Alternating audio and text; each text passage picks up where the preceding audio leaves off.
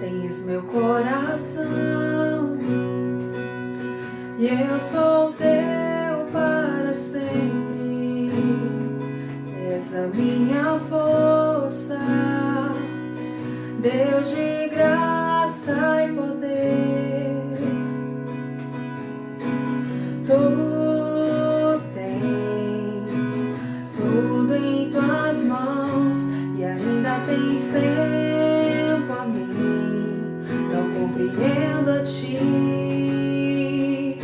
Te louvo, Deus da terra e céus, quão lindo é teu infalível amor, infalível amor. O Senhor não muda, sempre és o mesmo, o Santo Deus, meu infalível amor, infalível amor. És a minha rocha, em que eu me apoio. És minha canção, e eu só canto a ti. Tu tens tudo em tuas mãos, e ainda tens tempo a mim. Não compreendo a ti. Te louvo, ó Deus da terra e céus, quão lindo é teu infalível amor, infalível amor. O Senhor não muda, sempre és o mesmo, o Santo Deus, meu infalível amor, infalível amor. Te louvo, ó Deus da terra e céus, quão lindo é teu infalível amor, infalível amor. O Senhor não muda, sempre és o mesmo, o Santo Deus, meu infalível amor, infalível amor.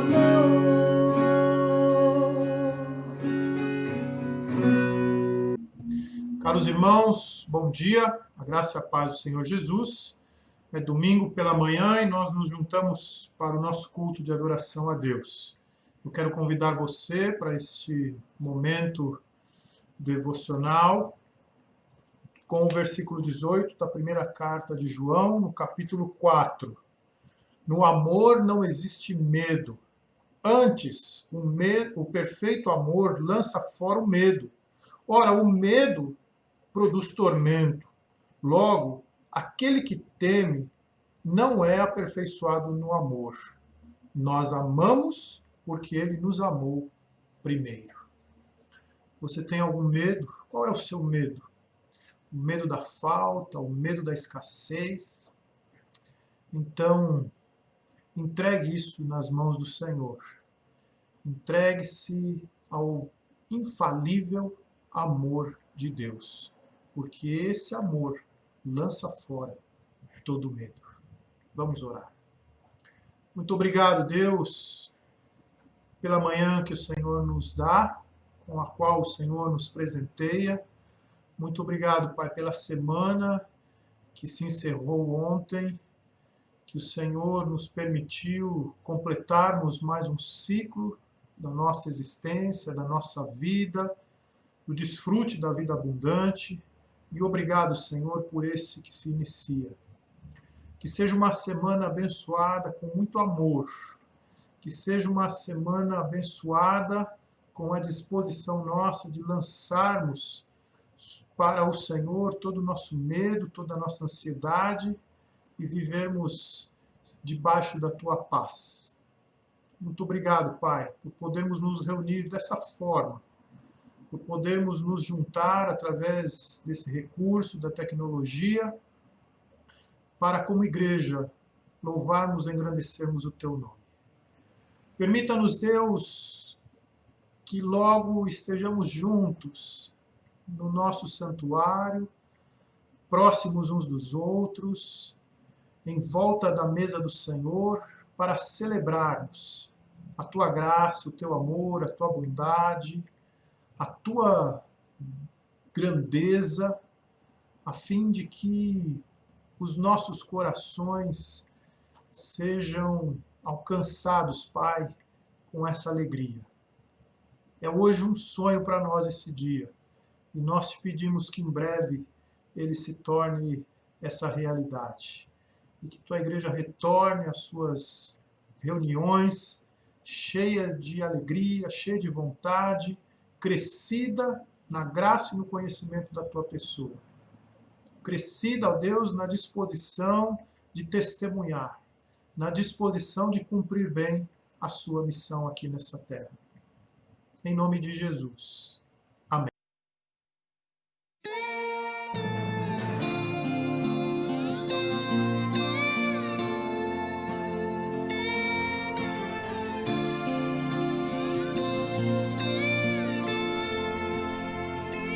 Que a justiça flua como um rio e o amor seja vestimenta dos que são conhecidos pelo nome do Senhor, povo santo. Quero ser as mãos que trazem cura, saciar aquele que tem fome,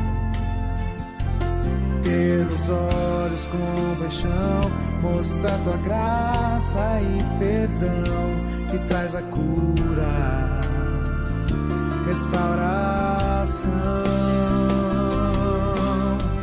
Há tanto pra fazer no mundo ao meu redor, e a cura para a alma vive em mim. Não posso me calar, nem me acovardar, no poder do Espírito proclamarei tua salvação.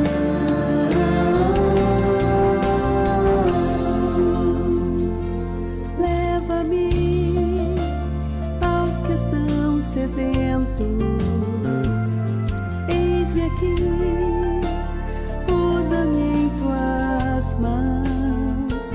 Tu és o oleiro, eu o barro, pronto estou para ser moldado. Eis-me aqui, usa-me. Há tanto para fazer no mundo ao meu redor, e a cura para a alma vive em mim. Não posso me calar, nem me acovardar, no poder do Espírito proclamarei tua salvação.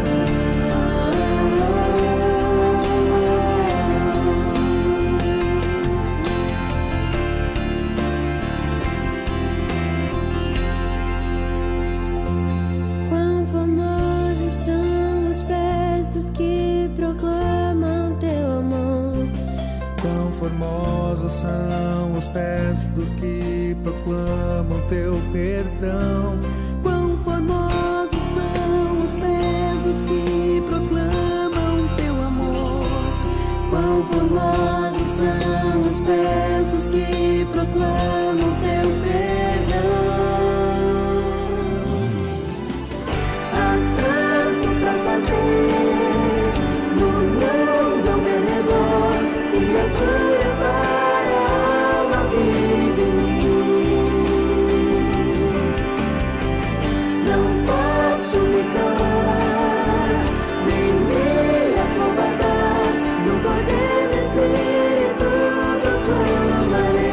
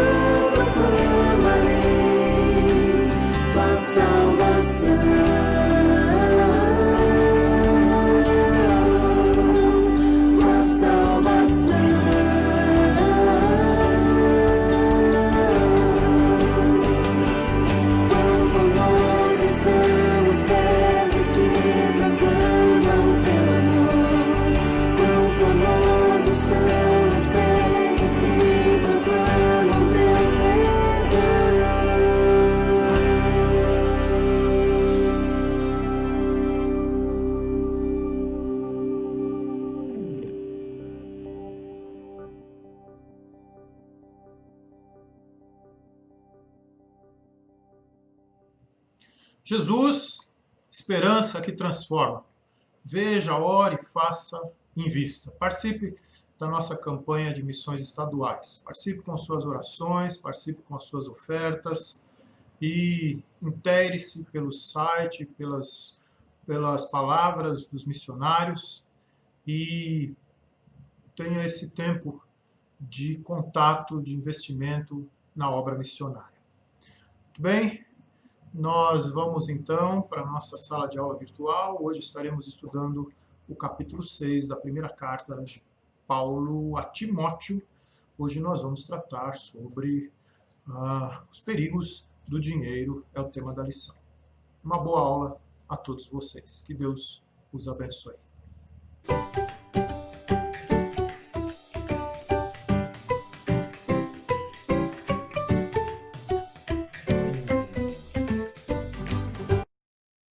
Muito bem, estamos aqui na nossa sala de aula virtual e o nosso assunto de hoje, baseado no capítulo 6 de Timóteo, é dinheiro.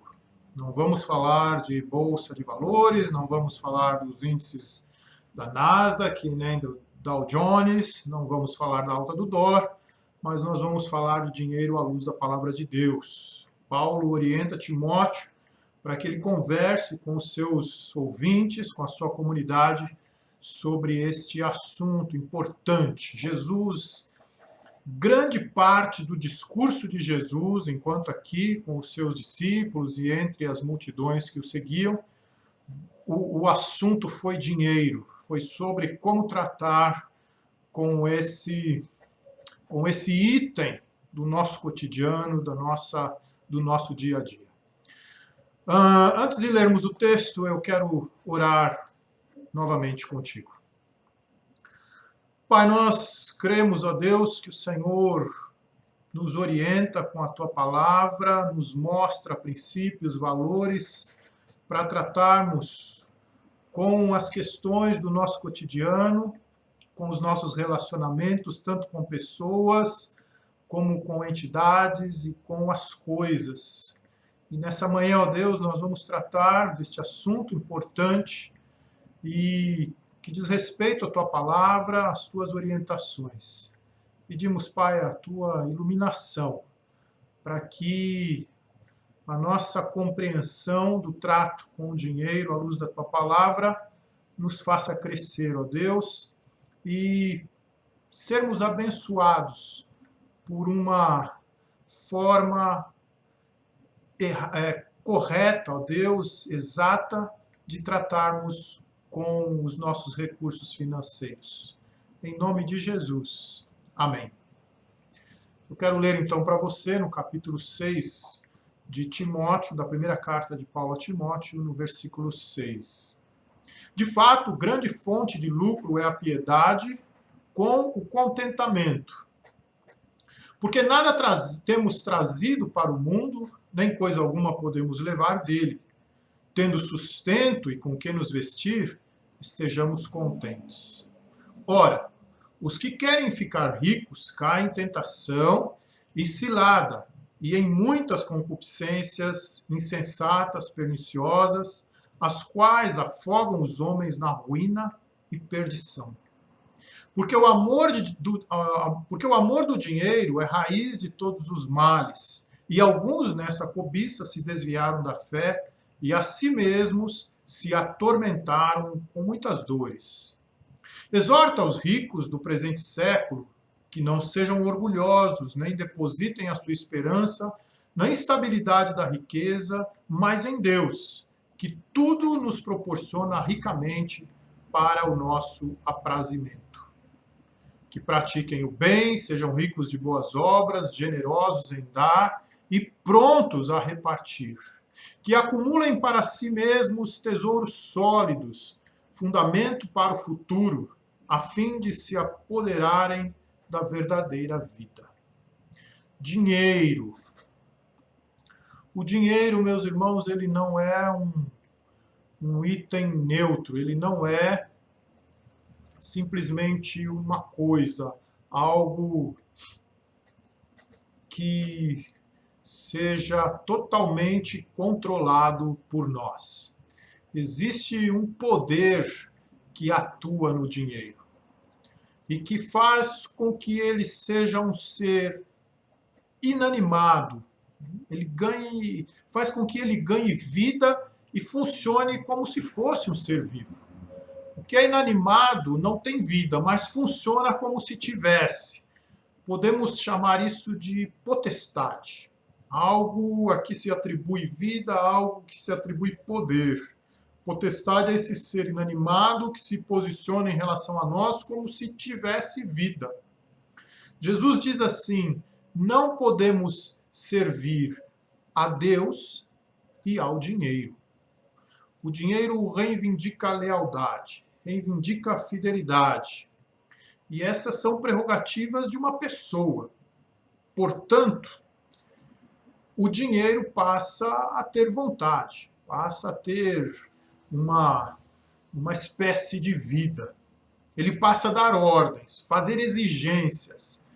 Torna-se um ser vivo que tem poder de controlar as nossas vidas. E isso se configura como uma potestade. O dinheiro vai tentar ser senhor das nossas consciências e das nossas vontades. O texto de Paulo é bem claro nesse sentido. Ele diz assim: aos que se entregam aos encantos de Mamon, estes caem em tentação e caem em cilada e em muitas concupiscências insensatas, concupiscências perniciosas, as quais afogam os homens na ruína e na perdição, porque o amor ao dinheiro é a raiz de todos os males. Então o dinheiro ele não é neutro, ele é uma potestade, um ser inanimado ao qual nós nos rendemos ou podemos nos render a ele, como se fosse um ser com vontades próprias, que pode tomar controle da nossa vida a ponto de entregarmos a ele a devoção que cabe a Deus e abandonarmos a fé. Muita gente abandona a fé em função da sua devoção ao dinheiro. Isso é muito sutil. Isso é muito sutil. Acontece no ministério pastoral. Acontece na minha relação com o meu dízimo, com as minhas ofertas. Você tem dó de entregar o seu dízimo? Você faz isso com certo pesar? Você faz isso por obrigação? Se não fosse uma obrigação na sua mente, aí, na sua alma, você não faria? Você entrega o seu dízimo esperando uma recompensa de Deus, como se estivesse fazendo um investimento? Se tua resposta for sim, alguma destas perguntas, e só você pode responder isso para você mesmo, ninguém pode te julgar, ninguém pode dizer o que você faz ou o que você deixa de fazer nesse sentido. Só você. É você consigo mesmo e com Deus. Se você diz sim a alguma dessas perguntas, então você precisa rever a tua relação com o dinheiro. Porque ele não é neutro. Neutro é qualquer outra coisa que não tem a nossa atenção por muito tempo. Qualquer coisa que está à nossa disposição para controlarmos de acordo com os nossos princípios, com os nossos valores, de acordo com a verdade que professamos. Mas o dinheiro não é assim. Nós precisamos tratar com ele assim. Porque, se você pensar bem, uma nota de R$100 não é igual a essa caneta. É diferente. A nossa relação com esses dois objetos é diferente. A nota de R$100 tem um valor, né? Ela apela à nossa devoção. Tudo que tem valor e poder perde a sua neutralidade e faz esse apelo à nossa reverência, à nossa servidão, faz esse apelo às nossas tomadas de decisões.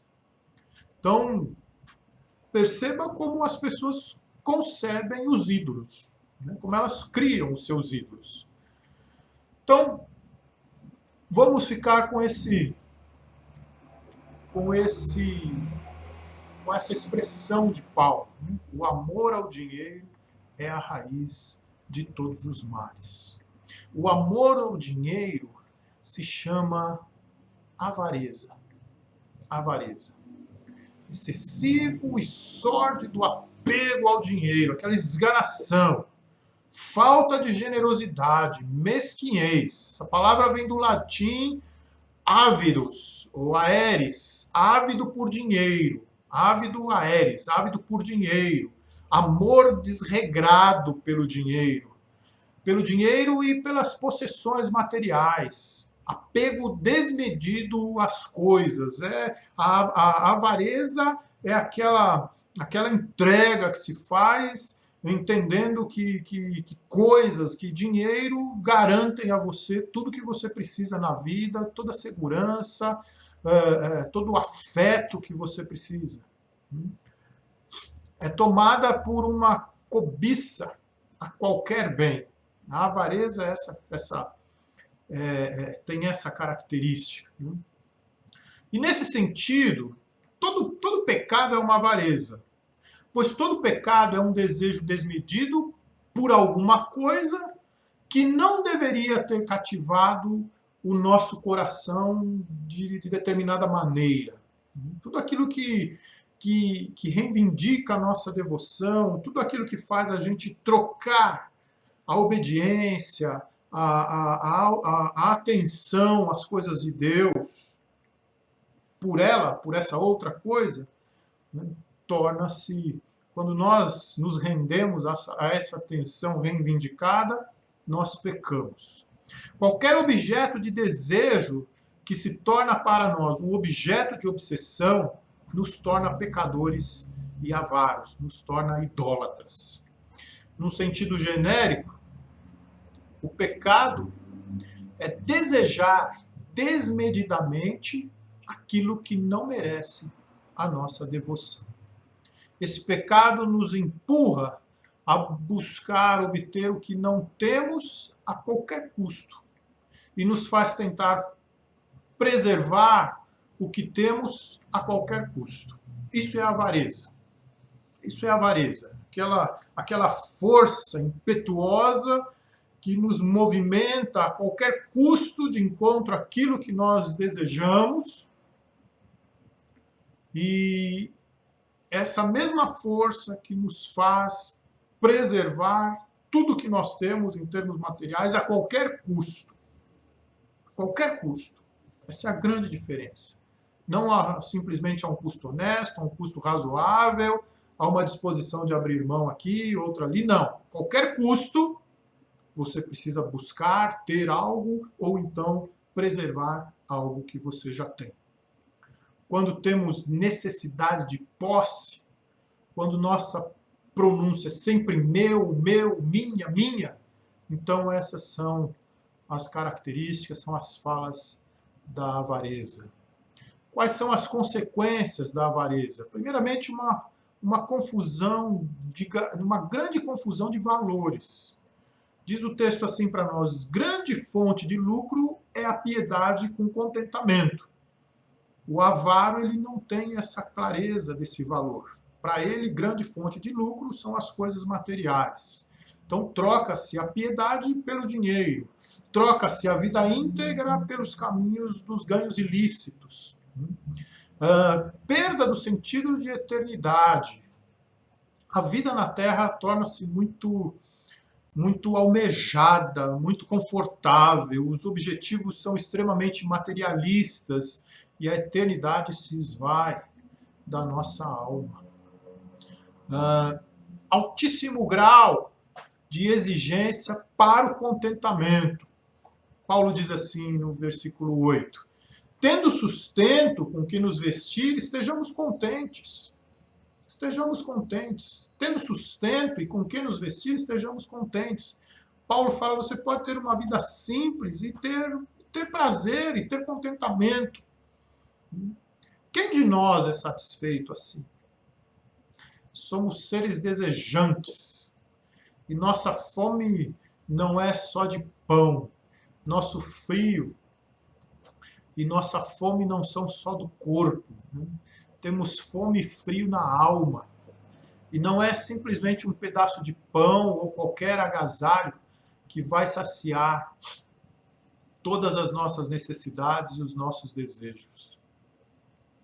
Também o dinheiro, Paulo nos diz que o amor ao dinheiro nos torna vulneráveis ao que é ilícito. Uma das consequências da avareza é a vulnerabilidade ao que é ilícito. Os que querem ficar ricos caem em tentação, em armadilhas e se tornam cativos de desejos incontroláveis e ilícitos. Tem um exemplo muito interessante que é o Salmo 73. Asaf diz, olha, eu estou olhando para os ímpios que têm, que conseguem, que conquistam, que vivem tranquilos na sua vida nababesca, na sua abastança. Olha, eu estou quase escorregando. Né? Como quem diz, eu estou quase querendo essa vida para mim. Mas uma outra consequência é a avareza, da avareza, sofrimento e destruição. A avareza faz com que as pessoas se atormentem com muito sofrimento. Eu me lembro de um filme que assisti, O Senhor das Armas, onde Nicolas Cage é um grande traficante de armas. E na trama, na sua ânsia por lucro, por ganhos que a venda das armas ilícitas promovia a ele, nessa dinâmica, nesse trâmite, ele perdeu o seu irmão. Seu irmão foi covardemente assassinado. Então, a avareza pode criar muito sofrimento, muita destruição, muita dor. Nós vemos famílias sendo destruídas, famílias se desfazendo, filhos matando pai, filhos matando mãe, por causa de herança, por causa de dinheiro, pessoas simulando a morte do cônjuge por causa do seguro, sofrimento e destruição. A avareza também produz a perda da fé, porque cobiçam o dinheiro e desviam-se da fé. Há uma diferença nessa perda, nesse desvio da fé, de negar a fé de uma vez, né? De expor, olha, eu não acredito mais. Negar quer dizer não creio mais, eu nego, cheguei a outras conclusões. Mas desviar-se não é negar, é encontrar atalhos, caminhos, desvios, é sair do caminho reto, é tentar andar por rotas tortuosas, alternativas, convenientes, é tentar justificar o que é ilícito, né? Tornar o ilícito ilícito, né? Tentar encaixar os desejos incontroláveis, as conveniências mesquinhas, os interesses melindrosos numa pauta de compromisso com Deus e com a palavra de Deus. Ah, meus irmãos, eu vou viajar para fazer uma conferência, mas eu preciso ir de primeira classe, preciso arrebentar os cofres da igreja, porque é lícito, porque eu preciso chegar descansado, porque eu sou o homem de Deus. Essas coisas assim, né? Criam-se esses vínculos sem muito nexo, sem muito sentido, para justificar a avareza, os ganhos. E vai se criando situações e distorções mínimas, pequenas, construindo lógicas paralelas. A gente vai se medindo pela média mais alta ou pela média alta da sociedade. E dizemos que todo mundo faz, todo mundo dá o jeitinho. Né? Os políticos fazem assim, não é escandaloso. E então acontecem aí os desvios, tenta-se justificar a fé por meios ilícitos. Esses pequenos desvios vão se tornando um grande desvio, aí já se desdenha da fé. E aí nós começamos a chamar os honestos de conservadores, sistemáticos, medrosos, querem aparecer, ninguém é assim. Essas pessoas vão se tornando obstáculos, A palavra começa a ser trabalhada de maneira a favorecer o próprio interesse, as próprias intenções, e aí passa-se a seguir um outro Deus. Nos tornamos cativos dos desejos. Caímos na cadeia do mercado e do consumo, porque temos dentro de nós uma falta que acreditamos que será suprida pela próxima aquisição. Então, essa perda da fé e também a constante sensação da falta. Vivemos a ciranda do desejo, que é definida pelo esforço de multiplicar ou de substituir. O sapato novo não preenche. E não preenche, e não preenche. Algo novo deixa de ser novo rapidamente. O celular tem que ser trocado todo mês. Um analista de nossa sociedade diz que consumir nos faz sentir, nos faz ter emoção.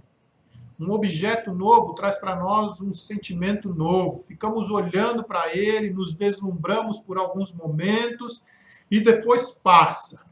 Precisamos de um outro para sentir a emoção de usar o novo. Eu não quero um que dure 10 anos. Tem que ser 1 ano no máximo. Quem não tem coisa nova, não tem sentimento novo. E é essa a raiz que está por trás do amor ao dinheiro. Pois através do dinheiro eu chegarei a algum lugar que eu acredito vai saciar a minha fome, vai saciar a minha alma, vai saciar o meu desejo. Isso vira como se fosse um vício, uma droga. Eu só me satisfaço quando tenho algo novo. Eu só tenho aquele deleite quando eu tenho algo novo. Mas aquele novo se torna velho no dia seguinte. Então eu preciso de outro e de doses maiores. E o amor ao dinheiro, ele é também uma dureza de coração. Essa ciranda de multiplicar, de substituir, tira Deus do foco. Você tem que substituir a sua fonte de satisfação. E é pecado. É pecado porque provoca essa constante sensação de falta. E quando há falta, não se pratica a generosidade. E quando não se pratica a generosidade, nós endurecemos o nosso coração. Nós vivemos numa sociedade que conspira contra a generosidade. O meu acúmulo pode significar a tua falta. Alguns com tantos e muitos sem nada, com falta. E isso suscita uma boa discussão entre nós cristãos. Não pregamos que todo mundo tem que ser igual, ou tem que ter a mesma coisa. Nós pregamos que ninguém deve ter falta. É diferente. Nós não pregamos igualdade. Nós pregamos equidade. Aqui há uma grande confusão entre esses dois termos. Igualdade não é a mesma coisa que equidade. Alguns colherão mais do que os outros. Não tem jeito. É assim. Deus nos fez diferentes, com habilidades diferentes, com valores diferentes. Algumas atividades são mais valorizadas que outras. Algumas atividades são pouco valorizadas. Então vai ter gente que vai ganhar mais e gente que vai ganhar menos. As ambições são diferentes. É importante que tenhamos ambições. Ambição é diferente de ganância, é diferente de avareza. Ambição é quando você quer algo bom e você vai conquistar isso dentro da dignidade que essa conquista requer. Então, são termos diferentes. As pessoas são diferentes, as pessoas têm desejos diferentes. Mas, então, em função da diferença, alguns colherão mais, outros colherão menos. Mas quem colheu menos não pode ter falta. Precisa ser suprido. Isso é equidade. Isso é justiça. Isso não é socialismo, não é comunismo, também não é capitalismo. Isso é a justiça de Deus. Isso é a justiça que a Bíblia mostra. Esse é um princípio da lei de Deus. Para o órfão, para a viúva e para o estrangeiro, aqueles que ficavam de fora da dinâmica da organização social fundamentada na produção, nas oportunidades oferecidas àqueles que se enquadravam, então eles precisavam ser supridos. Eles precisavam ser atendidos. De alguma forma, com o pão, com o ensinar a pescar, mas precisavam ser supridos. Toda a sociedade tem os seus sobrantes. Aqueles que têm grande dificuldade de terem as mesmas oportunidades que são oferecidas para a média da população que se enquadra, que se encaixa, que tem as prerrogativas. Então não é justo numa sociedade de abundância que alguns tenham falta. Então, a palavra de Deus estabelece o princípio da equidade. É o princípio que está na parábola de Jesus dos trabalhadores da vinha. Todos ganharam um denário. Era o salário de um dia, era o salário para comer no dia seguinte. E aqueles que trabalharam menos, que supostamente não mereciam um denário, iriam comer o quê? Iriam sobreviver como para o outro dia? Então Jesus os trata com equidade. Jesus não diz que eles são iguais, mas ele trata com equidade. Mas por que essa injustiça acontece? Porque os que têm muito, que têm sobrando, não acreditam que têm o suficiente. Então não repartem, não se comprometem com a justiça, porque vivem na mentalidade do acúmulo, do mais e mais e mais. E uma coisa é verdadeira. Se você não se satisfaz com um, não vai se satisfazer com 1000. Portanto, vive-se sempre na mentalidade da falta. Quando partilha algo, o faz com o mínimo do mínimo e com lamento, por causa da mentalidade da falta. Tem sempre aquela sensação infeliz de que vai faltar. E a quantidade, por maior que seja, nunca satisfaz. Porque a mentalidade, porque a forma de se conceber está na falta, na sensação de falta, na constante sensação de falta e na dureza de coração. Nós não nos resolvemos pelo acúmulo e pela substituição. O que resolve a questão da sensação de falta é a fé que Deus vai suprir, na riqueza ou na pobreza. E ser livre para ter um coração generoso de verdade. Corações generosos são corações livres, não vivem na constante sensação de falta. E aí vem os filhos da avareza, essa dureza de coração, essa resistência em dividir, em compartilhar, a inquietação e a ansiedade, como eu consigo mais, eu não posso perder isso, eu não posso perder aquilo. E aí também um dos filhos da avareza é a violência. Para tomar posse de algo que eu preciso, eu faço pela força, o embuste, o engano, o perjúrio, a falsa acusação, fraude, traição, arrogância, a prepotência. É próprio de alguém devoto a Mamon a ideia de que tudo pode, de que tudo lhe é possível. Paulo diz assim: exorta aos ricos do presente século que não sejam orgulhosos, nem depositem a sua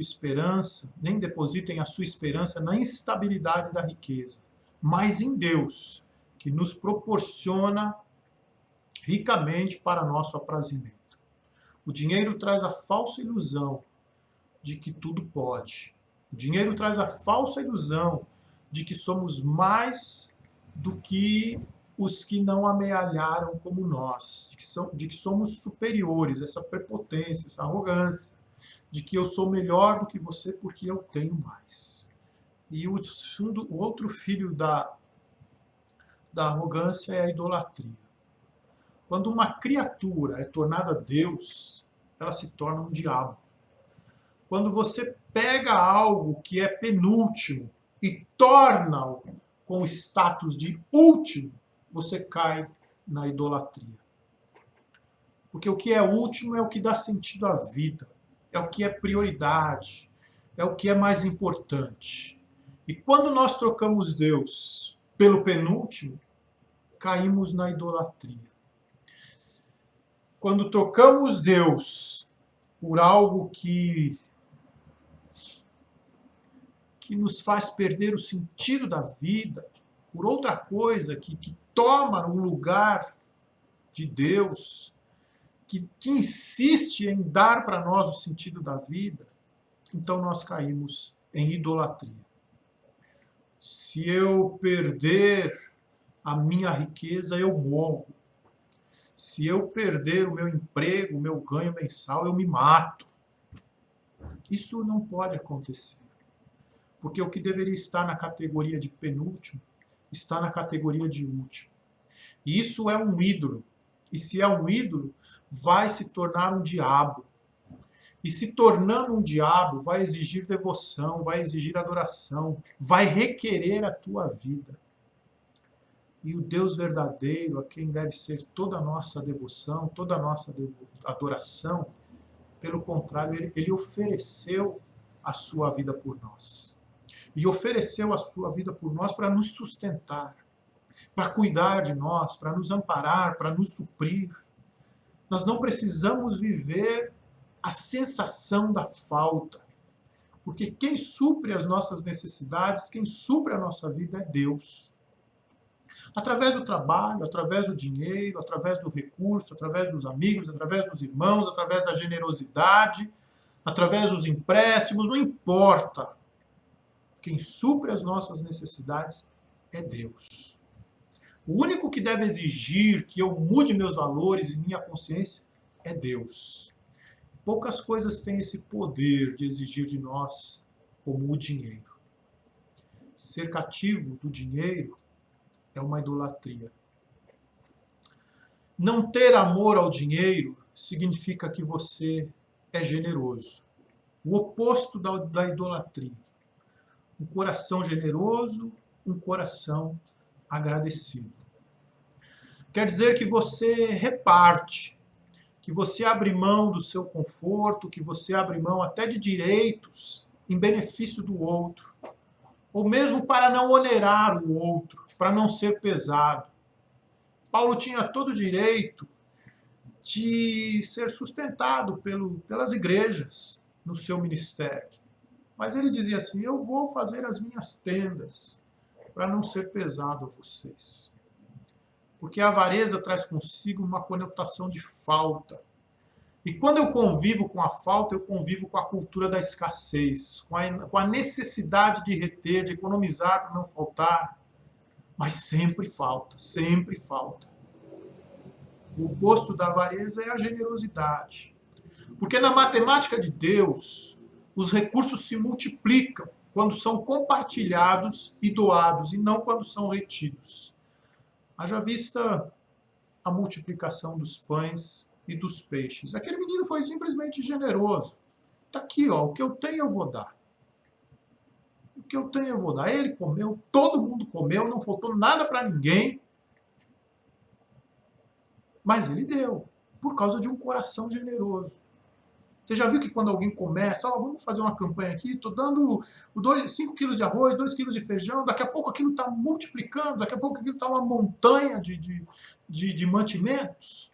É assim, mas nós temos uma dificuldade muito grande de crer nessa verdade, nesse princípio, nesse fenômeno que é divino, que é dos céus. Nós vivemos com a sensação da falta, da falta, da falta. Como vivemos num mundo que não há partilha, então nós inventamos a poupança, queremos poupar, queremos guardar, porque eu preciso garantir o meu futuro com a poupança, porque lá na frente, quando a gente precisar, ninguém vai compartilhar com a gente. Essa é a mentalidade que nós temos. Mas não é assim na justiça de Deus. Não é assim. Penso nas pessoas que querem dar o dízimo e perguntam assim, é do líquido ou do bruto? Toda vez que você faz uma conta, faz conta numa relação, é porque o amor não está nela, está longe dela. Quando você começa a fazer conta, será que vai dar? Será que não vai dar? Será que... É porque não tem amor naquela relação. E relação de amor não faz conta, não. É liberal, é generosa. Quando o coração está na relação, a gente não faz conta. Quem tem certeza de ter, não precisa reter. Quem tem certeza de que Deus supre, não precisa viver na cultura da escassez. Eu tenho a certeza de que Deus vai me dar, e então eu não quero viver na cultura da escassez. Esse é o cerne da espiritualidade cristã. Isso não quer dizer esbanjar, não quer dizer tratar com recursos de forma irresponsável. Preste atenção na tua poupança, poupe, guarde o seu dinheiro. Mas não porque você vive na cultura da escassez, e sim porque você quer ser generoso. Quem sabe lá na frente você pode compartilhar com alguém que vai ter alguma falta. Como viver numa sociedade que incita cada vez mais o espírito de avareza, que nos incita a ter cada vez mais? Na televisão a gente vê todo dia isso, né? Esses dias eu estava vendo a reportagem sobre o ex-prefeito do Rio de Janeiro. Meu Deus do céu, que é aquilo? Que mente aquieta? Que medo da falta.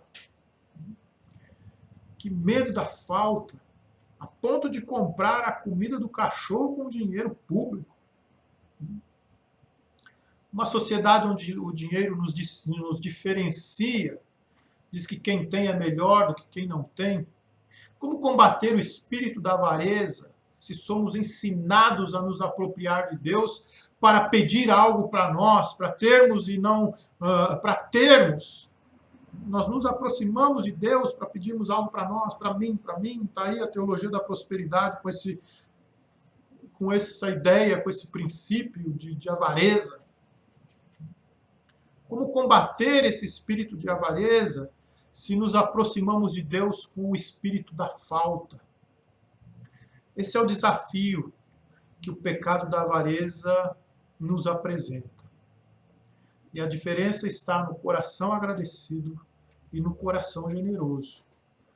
Com a vida simples, certo de que Deus não deixará faltar, porque Ele é fiel, e que a abundância está na generosidade. Nós estamos debaixo da vontade de Deus, debaixo da bondade de Deus. Vamos então sair para viver generosamente, sem sermos vítimas da mentalidade da escassez. O Senhor é meu pastor e nada me faltará. E quando Davi fala nada me faltará, ele está falando de abundância de recursos. Ele me faz deitar em pastos verdejantes, onde há alimento, e ele me faz repousar perto dos rios de águas cristalinas, onde a minha necessidade é suprida.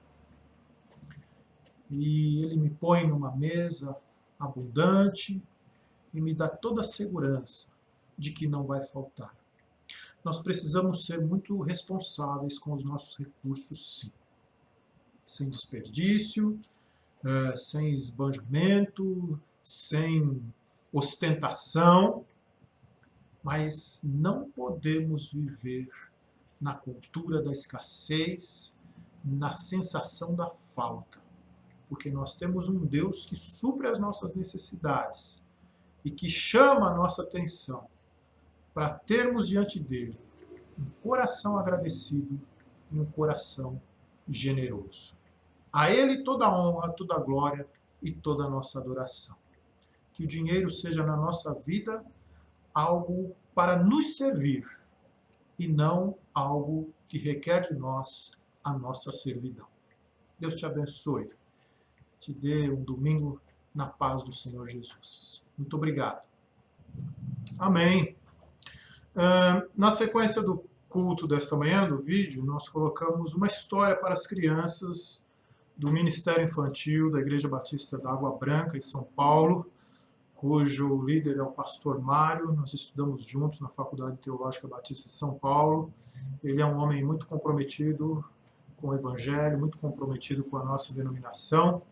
E eu quero, então, aproveitar esse tempo para também trazermos essa mensagem para as crianças, tá bom? É uma história bonita, um teatro bem gostoso, curtinho.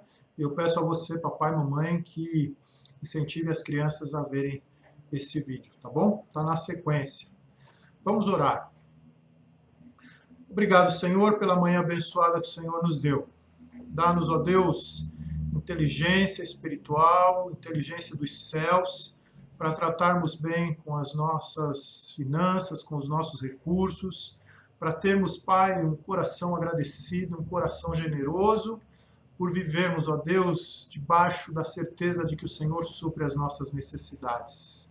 Abençoa o nosso domingo, abençoa as nossas crianças, com essa história que elas vão ouvir agora, que os seus corações estejam abertos para esse princípio da Tua palavra que vai ser colocado na mente e no coraçãozinho delas, Pai.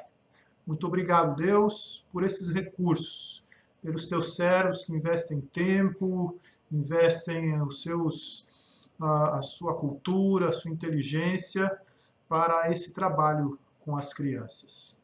Em nome de Jesus te agradecemos. Amém. Uma boa história para você.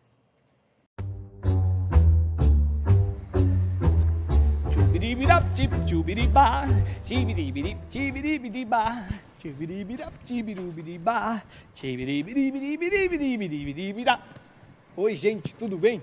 Como é que vocês estão? Eu tô bem, tô em casa. E isso é tão bom.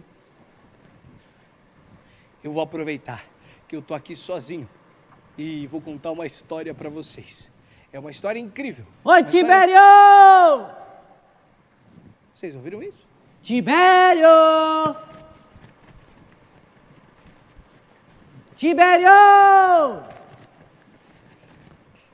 Que coisa estranha. Eu jurava que estava ouvindo alguém chamar o meu nome. Ô, Tibério!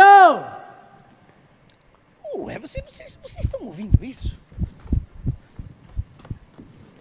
Tibério! Gente, parece o Quinzinho. Quinzinho! Ô, Tibério! É você? Sou eu, Tibério. Onde você tá? Aonde você tá? Eu tô aqui, Tibério. Não, eu tô aqui. Não, você tá aí. Eu tô falando que eu tô aqui, Tibério. Não, você tá aí, eu tô aqui. Eu sei, você não tá entendendo. Eu tô aqui, você tá aí. Não, você tá aí, eu tô aqui. Que Não. aqui você não tá. Eu Eu tô aqui, você não tá aqui. aí, Tibério. Pelo amor de...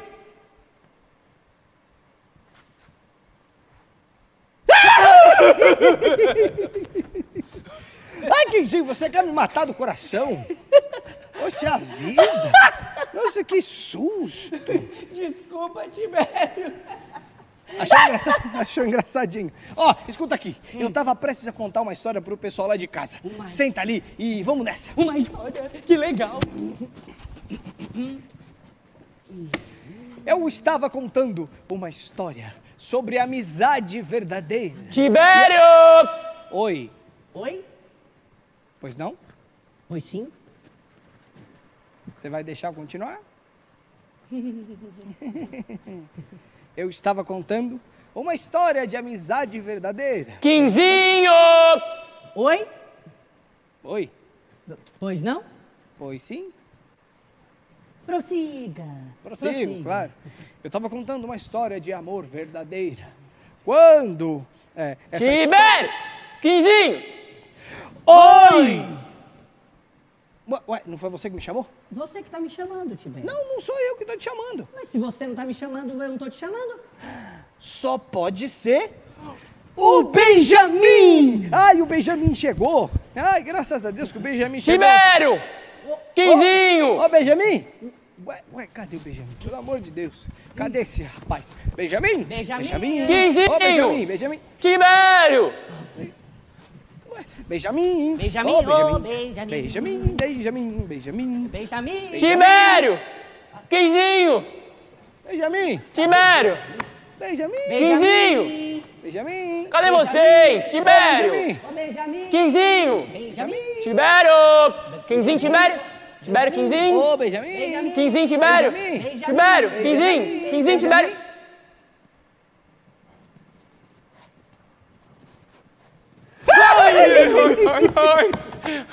Ai, meu coração.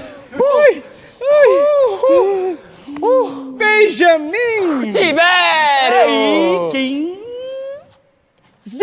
Ah, claro que é o Quinzinho. Ah, eu procurei vocês a casa toda. Essa casa é muito grande, né? Benjamin. Você chegou na hora certa. O Tibério estava acabando de contar uma história. Senta pra gente ouvir. Yes, cheguei na hora certa. Uma história de amizade é sempre muito importante. Não importa a idade, o cenário ou o instante. Jesus era Deus, mas também era homem. Se aproximava de gente que soma, e não desse povo que some. Jesus procurava alguém para continuar a sua obra e obedecê-lo prontamente a qualquer hora. Numa dessas situações corriqueiras, após ser batizado, Jesus... Deixa eu ser Jesus! Pode ser você! Numa dessas situações corriqueiras, Jesus ensinava ao povo à beira do mar da Galileia. E lá ele havia percebido 2 barquinhos. Enquanto a multidão se acotovelava para ouvi-lo, ele se aproximou do pescador mais experiente dali, Simão, o Pedro, e pediu para ele se podia subir num daqueles barcos. Subindo no barco, Jesus ensinou a multidão e, ao terminar, desceu do barco e conversou com Pedro assim: Pedro, pega essa rede e lança lá no fundo do mar da Galileia. Mas mestre, esse mar não está para peixe. Eu pesquei a noite toda e não encontrei um peixinho. Mas se o senhor está pedindo, eu vou fazer.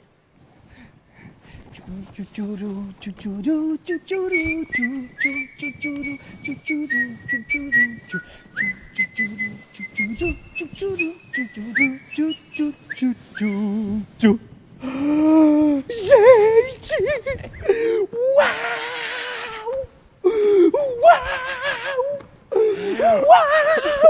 Olha quanto peixe! Olha quanto peixe a gente pegou!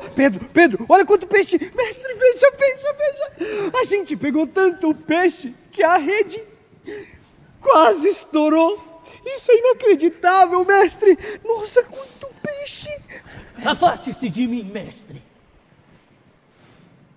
Eu sou um pecador, mestre. Eu erro. E o senhor é perfeito. Pedro, levante-se. Não tema. A partir de hoje, você vai pescar pessoas. Vem comigo. E a partir daquele momento, Jesus decidiu que não andaria mais sozinho. Ele decidiu, com amor e por amor, dividir a sua caminhada. E afinou um grande laço de amizade com gente comum. Gente que ensinava, gente que escrevia e gente que cantava. Os improváveis são os escolhidos. E eu escolho você.